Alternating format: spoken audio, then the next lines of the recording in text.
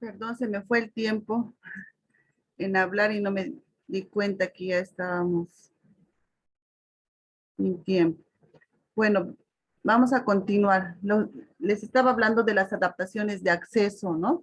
Y una de las adaptaciones, la principal, es la incorporación de la LCB en las aulas, ¿no? Entonces, como les decía, es importante, queridos colegas, que en el nivel inicial y primaria es importante y podríamos decir obligatorio que la maestra o el maestro sea el que se comunique mediante la LCB con los niños y no así un intérprete, ¿ya? ¿Ya? Porque esto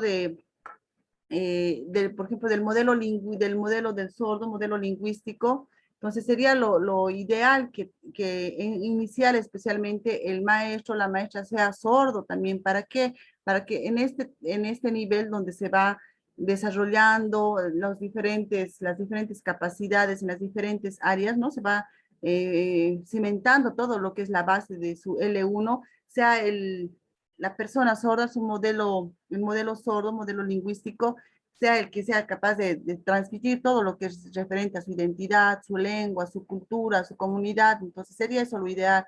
Sin embargo, hay pocos maestros sordos que no pueden abastecer para todos. Pero en este caso, si no hubiera un modelo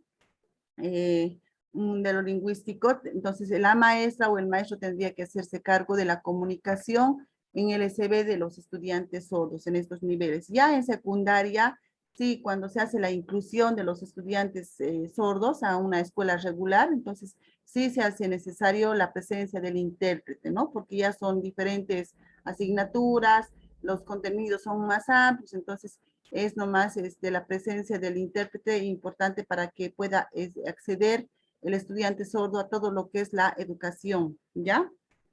Y como una recomendación de este tipo de adaptación es que debemos incorporar en todo proceso, en todo espacio de formación donde esté asistiendo el estudiante, la lengua de señas boliviana. No limitarse en aprender, en conocer las señas, en practicar las señas, ¿no? Desde el saludo a la bandera debe incorporarse la lengua de señas boliviana, desde los saludos, el saludo a la bandera, las horas cívicas, en el recreo, o sea, en diferentes espacios debe estar incorporado la lengua de señas boliviana. Otro tipo de adaptación es las adaptaciones en los elementos humanos y su organización. Como vemos aquí, estimados colegas, tenemos una aula donde está distribuido por diferentes grupos, ¿no? Aquí tenemos la maestra también que está trabajando con esta niña, no está trabajando la parte de la lectura, ¿no? Entonces, es muy importante, colegas, que los estudiantes, cuando son incluidos en aula regular, sea en primaria, secundaria, o superior, nosotros como maestros podamos organizar los grupos de nivel, ¿no? ¿A manera de qué? A manera de favorecer el apoyo para nuestros estudiantes sordos. Entonces, por ejemplo, en las unidades educativas inclusivas, se puede hacer grupos, ¿no? Mixtos, que posibiliten una mejor interacción entre los estudiantes, ¿no? Que pueda favorecer, por ejemplo, los estudiantes sordos aprenden de los estudiantes oyentes todo lo que es respecto a su L2, el castellano en su modalidad escrita. Y de la misma forma, o viceversa, los estudiantes oyentes aprenden de los estudiantes sordos. Muchas veces, según la experiencia que yo tengo, yo he visto, no solamente esto debe pasar en secundaria, ¿no? También en superior ha pasado que muchos de los compañeros, de los estudiantes oyentes, no quieren trabajar en los grupos con estudiantes sordos porque piensan que requieren ellos más ayuda, que no están para ayudar. Entonces, nosotros no podemos propiciar ese tipo de actitudes en los estudiantes. Más al contrario, tenemos que siempre sensibilizar a nuestros estudiantes, ¿no? Sensibilizar cuando ya tengamos un estudiante incluido dentro de nuestra aula. Y mejor organizar los grupos de nivel, porque estos grupos de nivel son los que van a ayudar, ¿no? A fortalecer sus conocimientos, sus capacidades en los estudiantes. Además de eso, va a posibilitar una mejor interacción y convivencias entre estudiantes sordos como con estudiantes oyentes. Entonces, trabajar este tipo de adaptación en los recursos humanos y su organización en el aula es muy importante. ¿Para qué? Para poder que el estudiante pueda ser incluido de una manera más adecuada y pertinente. Entonces, debemos siempre propiciar la interacción en las unidades educativas inclusivas, ¿no? La sensibilización, trabajar con los estudiantes oyentes, ¿no? Para poder ver cómo van a estar, en qué lugar van a estar ubicados los estudiantes sordos. Muchas veces los pueden dejar a lo último, ¿no? No los pueden querer incluir en sus grupos. Entonces, de esa manera nosotros tenemos que ir sensibilizando, informando, darle la mejor ubicación al estudiante, ¿no? Para que él también pueda ser parte del grupo y no se sienta aislado ni discriminado. Esos son aspectos que debemos tomar en cuenta para aplicar este tipo de adaptación en el aula, ¿ya? Otro tipo de adaptación son las adaptaciones de los espacios físicos, ¿ya? Esto también es muy importante. Todavía en muchas escuelas, en los centros de educación especial, todavía no hay este tipo de adaptaciones de los espacios físicos. ¿Y a qué se refiere este tipo de adaptación, no? Por ejemplo, está referido a los espacios físicos, a las aulas, otros espacios donde tienen que ser adaptados a lo que son las características de las personas sordas. Por ejemplo, si yo logro incluir a 5 estudiantes en mi curso, estudiantes sordos, entonces tengo que adaptar el espacio, no solamente en cuanto a la iluminación del ambiente, ¿no? Tiene que ser un ambiente iluminado, tiene que ser es importante que el mobiliario, los materiales no tengan mucha luz, no darle mucho ruido visual al estudiante, no brindarle los materiales adecuados y algo importante que se debe implementar también dentro de las escuelas es, por ejemplo, las señales acústicas como el timbre, por ejemplo, cuando los niños escuchan el timbre ya saben que es recreo, ¿no? Pero si los niños sordos no van a lograr escuchar, ¿y cómo van a saber qué es recreo? ¿Cómo se van a dar cuenta que ellos tienen que salir ya al recreo o que ya es salida o para cualquier otra situación? Entonces, es muy importante implementar este tipo de adaptación en las unidades educativas regulares, ¿no? El tema de los timbres, de las luces, para cualquier situación que se presente y el estudiante ya sepa de qué situación se está tratando o qué acción tiene que realizar. Entonces, si no implementamos este tipo de adaptaciones, nuestros estudiantes a veces se sienten frustrados, se sienten temerosos porque no saben qué está pasando alrededor, solo escuchan bueno, no escuchan, solo ven movimientos, gestos. Entonces, sería muy importante trabajar también con este tipo de adaptaciones en las unidades educativas regulares, ¿no? O en cualquier otro sitio donde pueda asistir el estudiante sordo. Por ejemplo, en las asociaciones existe ya este tipo de adaptaciones, ¿no? Los sordos se reúnen en un ambiente y cuando alguien toca la puerta se escucha, se enciende la luz. Entonces ellos ya saben que hay alguien en la puerta y salen a abrir. Entonces también, ¿no? Cuando alguien les está llamando o alguien quiere comunicarse con ellos, entonces ellos ya tienen su tipo de adaptación para poder comprender mejor la información que les quieren transmitir. Otro tipo de adaptación son las adaptaciones de materiales, ¿no? Esto es muy importante para nosotros, ¿no? Al momento de elaborar nuestra planificación debemos tomar en cuenta qué materiales vamos a utilizar, ¿no? Para poder trabajar con nuestros estudiantes. Se deben considerar siempre la forma del aprender del estudiante sordo, desde lo visual, ¿no? Por ello, el uso de imágenes, fotografías, videos es muy importante para el estudiante sordo. Pero también no hay que recargar de mucha imagen, ¿no? Porque una sala llena de fotos, señas, letras puede obstaculizar el desarrollo de las clases, porque esto se convierte en ruido visual, así como nosotros cuando estamos pasando clases y escuchamos los sonidos de la bocina del auto, de la bocina del gas, u otros sonidos fuertes, nos interfiere en la atención. Lo mismo pasa con los estudiantes sordos. Mucho ruido visual, muchas imágenes, hace que se distraiga, que no le preste atención a la maestra. Entonces hay que utilizar los materiales adecuados en cuanto a imágenes, señas, dibujos, cosa que no pueda perturbar la atención del estudiante y podamos lograr la concentración plena cuando estamos desarrollando una clase, ¿ya? Aquí, por ejemplo, les muestro los materiales, ¿no? La seña, la imagen, la palabra. Entonces, este tipo de materiales también podemos ir propiciando con los estudiantes. En nivel inicial, por ejemplo, en inicial se pueden incorporar señas, ¿no? A los textos. Estamos trabajando con cartillas, por ejemplo, las cartillas que ahora distribuye el ministerio, ¿no? están acompañadas de imágenes, porque no es lo mismo que yo le dé mi cartilla para un niño oyente que le dé a un niño sordo. El niño sordo no va a entender la explicación incluso de la maestra, pero si la maestra no sabe lengua de señas en inicial, entonces va a ser totalmente no adecuado para el estudiante sordo. Tenemos siempre nuestros textos o cualquier material, la evaluación, cualquier actividad que yo quiera. Si yo le doy a un niño en inicial que me lo pinte y me lo recorte, una imagen, le doy así la hoja, el niño ya va a saber, el niño oyente ya sabe lo que tiene que hacer, pero el niño sordo, ¿cómo se va a dar cuenta que tiene que hacer esa actividad?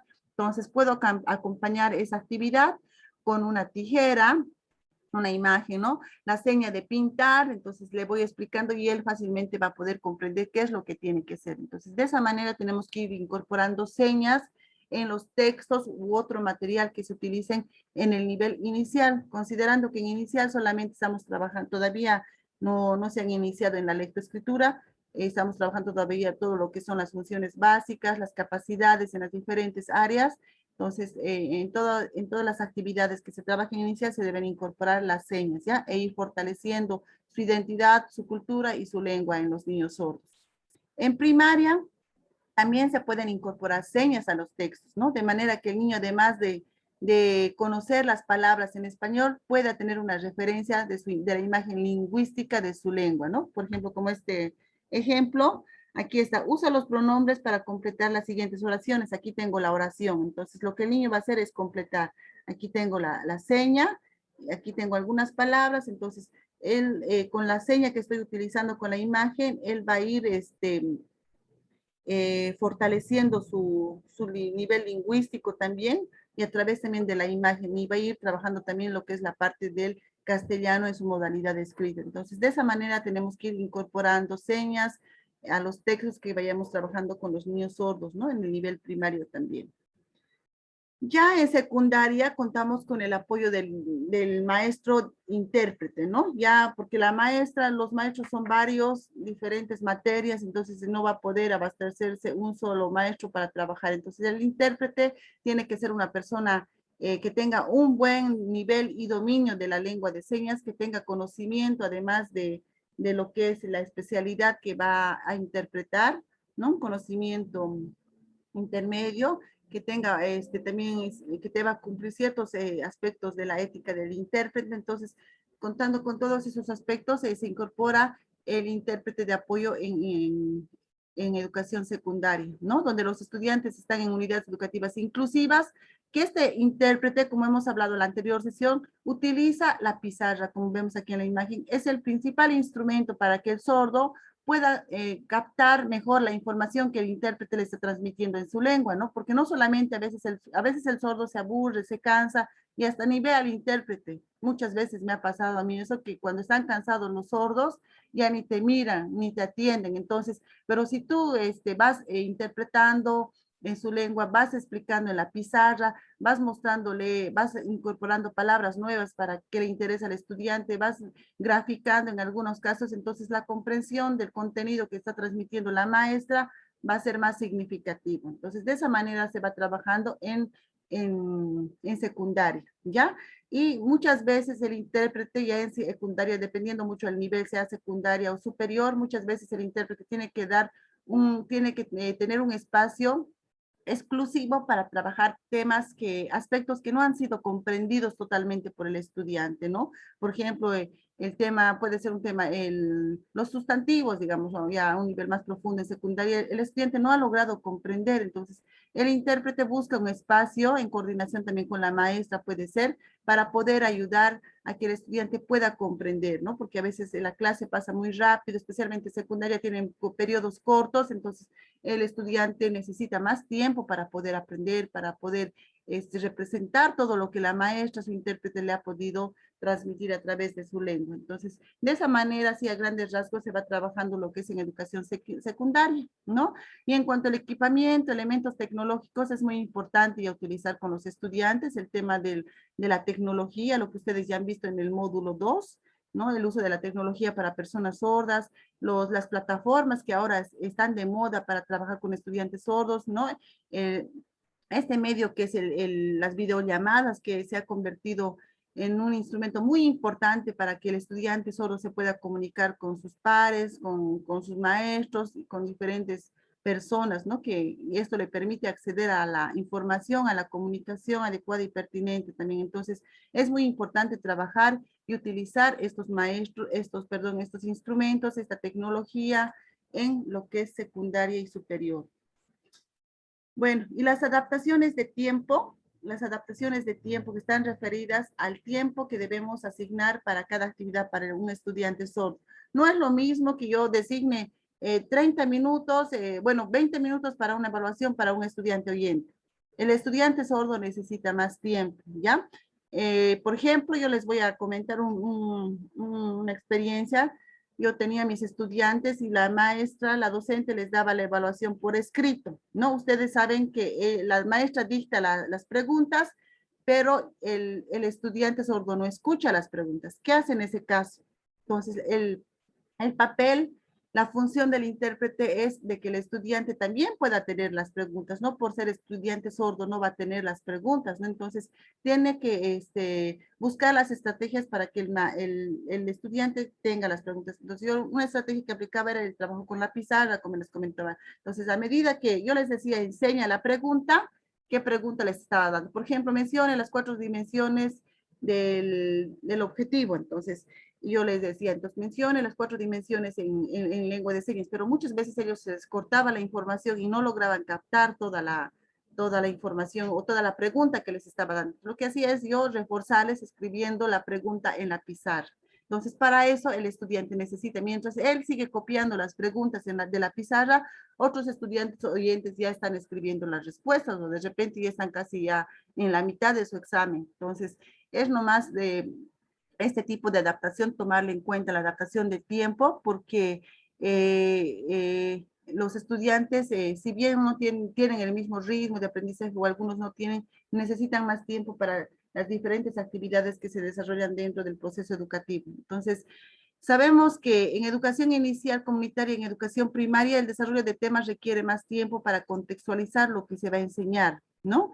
Entonces, también sabemos que eh, la cantidad de la información con la que llega el estudiante sordo al contexto nunca va a ser la misma que el oyente, ¿no? Un oyente, nosotros las personas oyentes tenemos más información y no es culpa del sordo que no tenga mucha información, sino ya les he mencionado, son a causa de los modelos tradicionales, de la falta de apoyo de la familia, son diferentes causas porque un niño sordo, un estudiante sordo llega con poca información a una escuela. Entonces hay que tomar en cuenta todos estos aspectos, ¿ya? Y en educación secundaria, el estudiante sordo, bueno, son contextos inclusivos, se debe siempre pensar en qué se está trabajando con las dos lenguas. Y en secundaria trabajamos con la L1 y trabajamos con la L2. Desde primaria vamos trabajando con el modelo bilingüe bicultural, ¿no? Entonces, esto requiere más tiempo que el estudiante consolide su aprendizaje, adquiera las L2, entonces que practique, entonces se le debe dar un tiempo adicional. Y también al darle un tiempo adicional al estudiante, estamos haciendo la adaptación de tiempo, ¿no?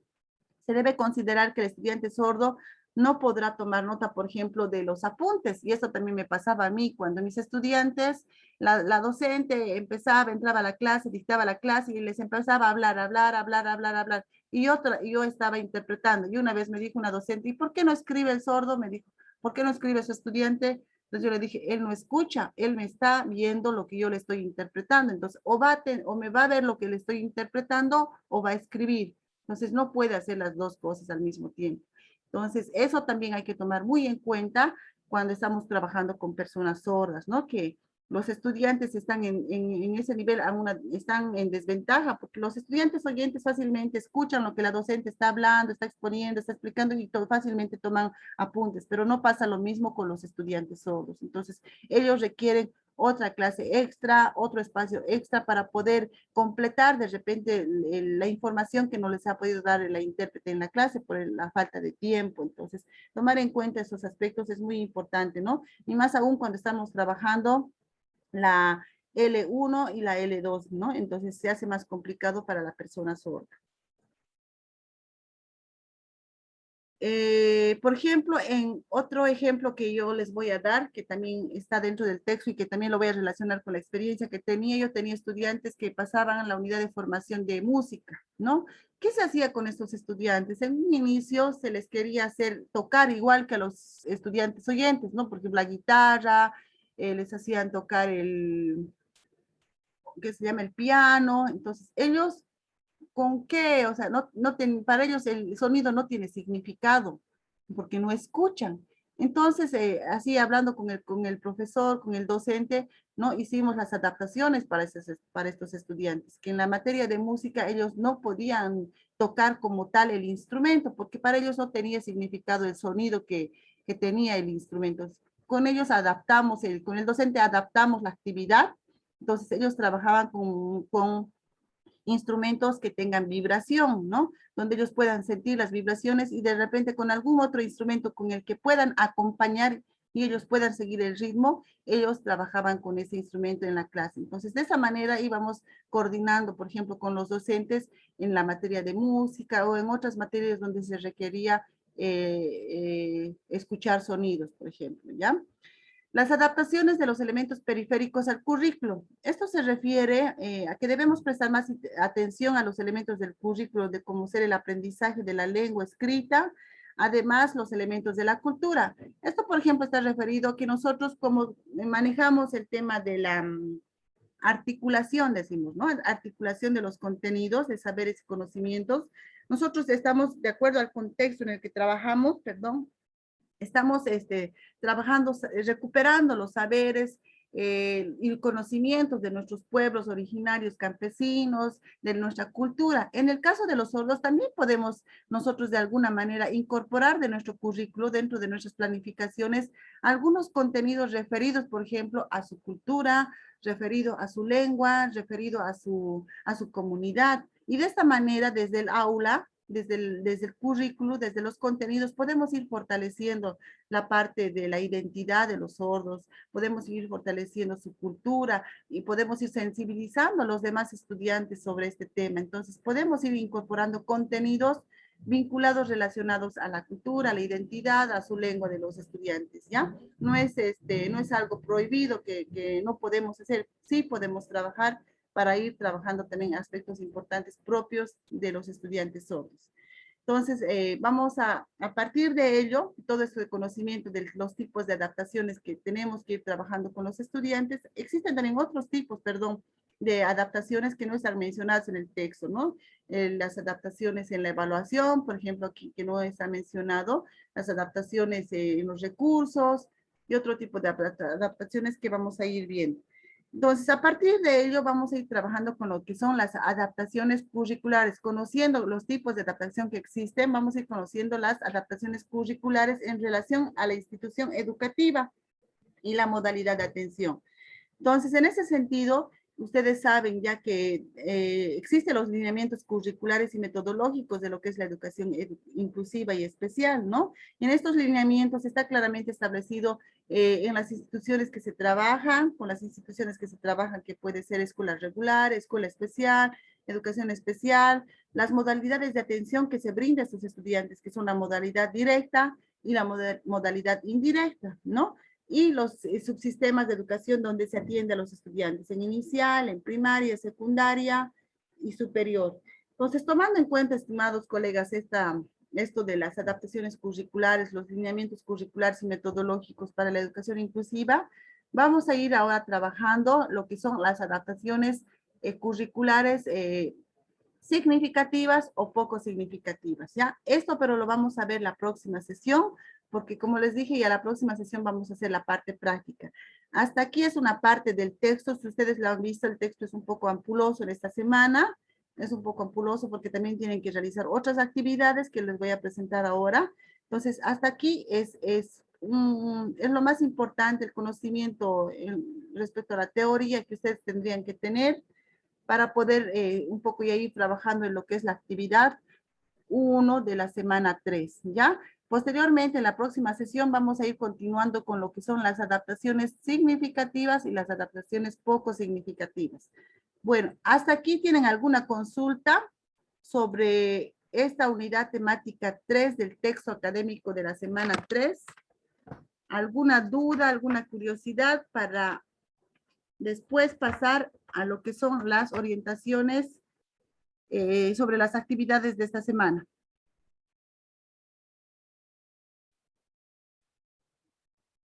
¿Qué les ha parecido este contenido de la semana 3?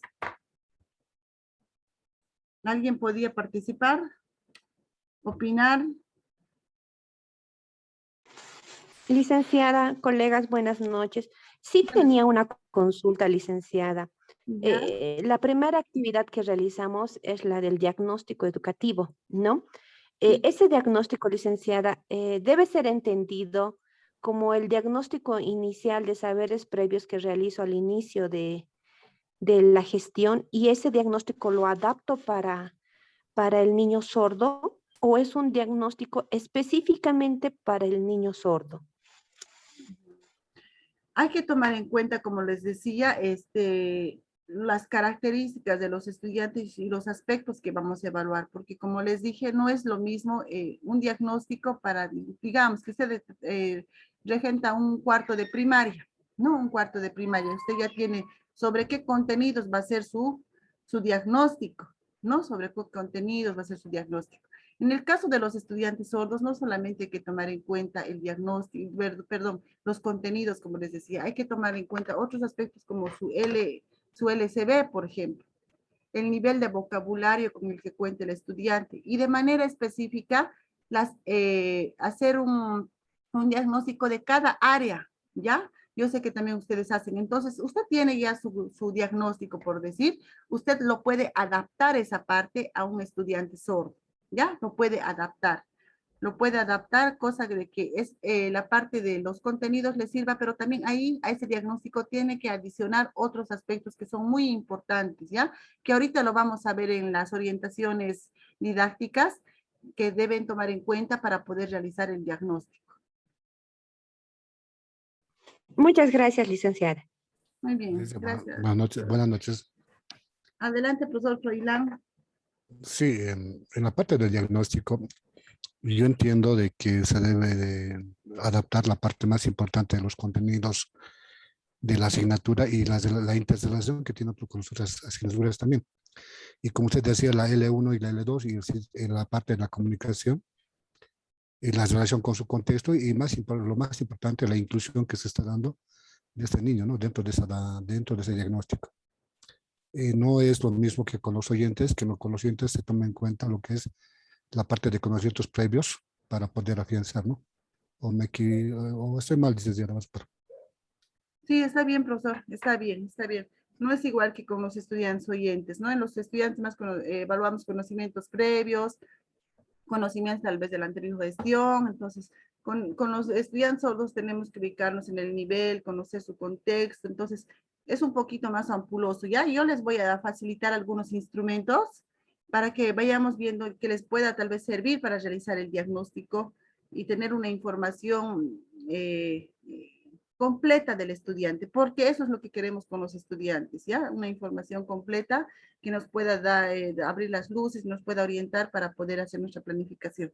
Bueno, nos estamos quedando sin tiempo, vamos a pasar a las orientaciones didácticas de la semana 3, ¿ya? Aquí lo vamos a ver un poquito, lo vamos a desmenuzar y vamos a ir viendo.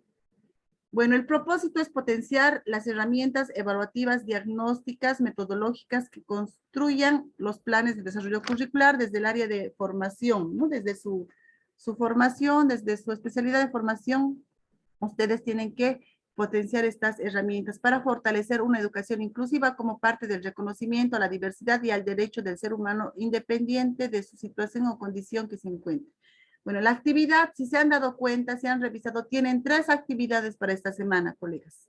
Tienen 3 actividades. Una actividad es la evaluación pedagógica diagnóstica de lo que estábamos hablando. Ustedes deben realizar una evaluación pedagógica diagnóstica sobre los contenidos, metodologías, recursos y otros necesarios e imprescindibles para la planificación dentro de su comunidad educativa. Esta consigna como que no está bien clara para mí, ¿no?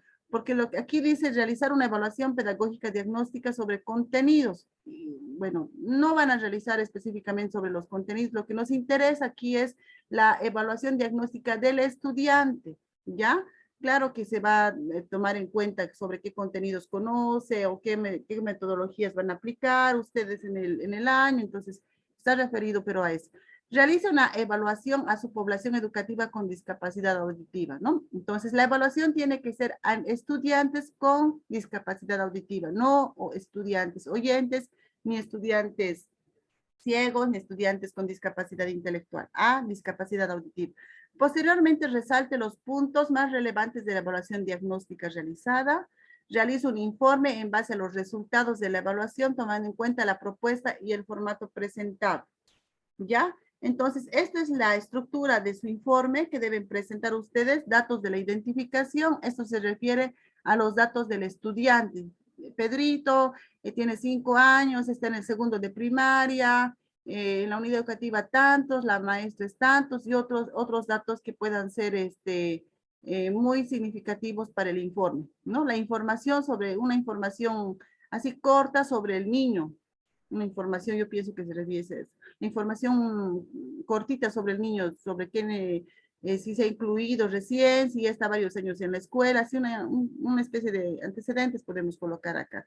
El informe social, estos informes, no sé si ustedes vayan a conseguir, pero no sé, tendrían que, por eso les digo que la información del diagnóstico, el diagnóstico no es simple como el que realizamos para los estudiantes oyentes, ¿ya? Aquí, por ejemplo, tenemos que recabar información sobre el área social, sobre el área del lenguaje, sobre un informe psicológico, un informe pedagógico, las áreas que ustedes van a evaluar, las áreas académicas. Entonces, todo esto, por ejemplo, estimados colegas, para todo esto tenemos que aplicar instrumentos, ¿ya? Tenemos que aplicar instrumentos. Por ejemplo, el informe social de la visitadora, de la trabajadora social, que tendrían que tener los estudiantes, ¿no? Este informe. El informe de lenguaje para saber cómo está su desarrollo en el lenguaje del niño, si tiene problemas, si tiene retrasos, un informe psicológico también. Generalmente con todos estos informes cuenta el Centro de Educación Especial, pero en regular no existe estos datos. O sea, es muy complicado que el estudiante se inscriba a regular con toda esta información, ¿no? En este caso, ¿qué se hace, colegas? Yo he tropezado, bueno, han tropezado algunos de mis colegas muchas veces con esta situación. Entonces, cuando no se cuenta con el pedagogo, cuando no se cuenta con el psicólogo, cuando no se cuenta con el fonoaudiólogo, con la trabajadora social, con el médico, ¿qué hacemos? Entonces, lo principal para nosotros es la parte pedagógica, la parte educativa, ¿no? Entonces, desde nuestra formación como maestros, como pedagogos, vamos a evaluar las áreas, ¿no? Vamos a evaluar lo que es lenguaje, matemática, sociales, ciencias naturales, y otras áreas que corresponden a los campos. Entonces, ese es el principal trabajo que ustedes tienen que realizar. Ahora, si tuviesen información sobre estos otros aspectos, magnífico, sería lo ideal para poder tener un diagnóstico completo del estudiante, ¿ya? Pero en el caso de que no tengan, tenemos que evaluar desde nuestra formación como maestros, como pedagogos que somos, ¿ya? Evaluar las áreas, evaluar los contenidos académicos, y respecto a toda esta información, hacer nuestro informe, sacando las conclusiones y recomendaciones, ¿no? En los anexos van a ir los instrumentos que van a aplicar para cada aspecto, ¿ya? Por ejemplo, si yo quiero hablar, bueno, es un poquito sobre el estudio de caso que han hecho ustedes en el segundo módulo, han hecho, ¿no? Estudio de caso. ¿Colegas? Sí, Licen. Sí, sí. Entonces, Sí, licenciada. Un poquito sobre eso es, porque el estudio de caso también nos permite hacer un diagnóstico preciso del estudiante. Entonces, tomando en cuenta esa información de su estudio de caso, si lo tienen, ahora pueden argumentar todo lo que es las áreas que van a evaluar ustedes, tomando en cuenta todo lo que se trabaja en inicial, en primaria, en secundaria o desde su especialidad. ¿Ya? Entonces, en base a eso hace este informe con este formato y los resultados acá yo creo que está referido, bueno, en anexos colocan los instrumentos que van a utilizar y qué resultados han podido tener. En resultados tienen que estar identificados, como les he dicho, el diagnóstico nos sirve para qué? Para identificar debilidades, nos sirve para identificar potencialidades. Entonces, en cada área yo tengo que ir identificando debilidades y tengo que ir identificando potencialidades en el estudiante. Eso va a ir en la parte de resultados del diagnóstico, ¿ya? De su informe. Entonces, de repente ahora no me están comprendiendo muy bien. Bueno, en el transcurso de hoy, mañana es miércoles, jueves, yo les voy a pasar un documentito para que se guíen cómo podrían hacer la evaluación en las áreas, ¿ya? En las diferentes áreas, matemática, lenguaje, y en base a eso sacar debilidades, sacar potencialidades. Eso en cuanto a la actividad 1. La actividad 2 está referida a la elaboración de la... Antes que continúe, por favor, una consulta. Ya, profesor, dígame. En el tema de, no quería, un poquito lo puede subir de su documento. Decía diagnóstico, no mucho, más, más abajo, más abajito, donde estamos hablando de los diagnósticos. Aquí es. Hay uno que no le puedo lograr escuchar porque se me ha cortado la, sí. Ya, información, informe social, dicen, ¿no? Esa parte dicen, por favor, que se cortó la señal y... Ya. Este informe social generalmente lo da ¿quién? La trabajadora social, ¿ya? Para saber un poquito, está referido a cómo, al contexto social, familiar en el que se desenvuelve el niño. Ustedes saben que para cualquier trabajo hacemos, hacemos una investigación de los contextos, ¿no ve? Entonces, referido a la familia, todo tiene que ser referido también a la familia, estimados colegas. Entonces, en este informe social tendrá que ver un poco cómo cómo vive el niño, cuáles son las características que tiene la familia, por decir, si es una familia que pertenece a un grupo social donde están íntimamente relacionados con otras personas, o de repente no se involucran en actividades sociales, podríamos decir, el niño no participa de las actividades, se encierra en su casa, la familia también, entonces tiene que ver mucho el contexto en el que se desenvuelve, el contexto social en el que se desenvuelve el niño, ¿ya? Si y también podemos aquí añadir, si informe social está, bueno, el informe social también está referido a cómo es el niño en cuanto a su relación social con otros niños, por decir, si es un niño tímido, si es un niño callado, si es un niño introvertido. Entonces, esos aspectos también podemos tomarlos en cuenta para este informe, ¿ya?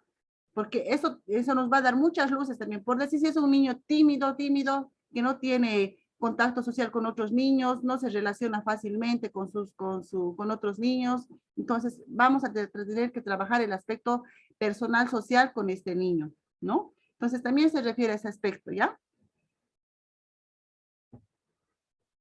¿Alguna consultita más? Bueno, van a volver a ingresar, se va a cortar en cualquier momento el Zoom y vuelven a ingresar, por favor.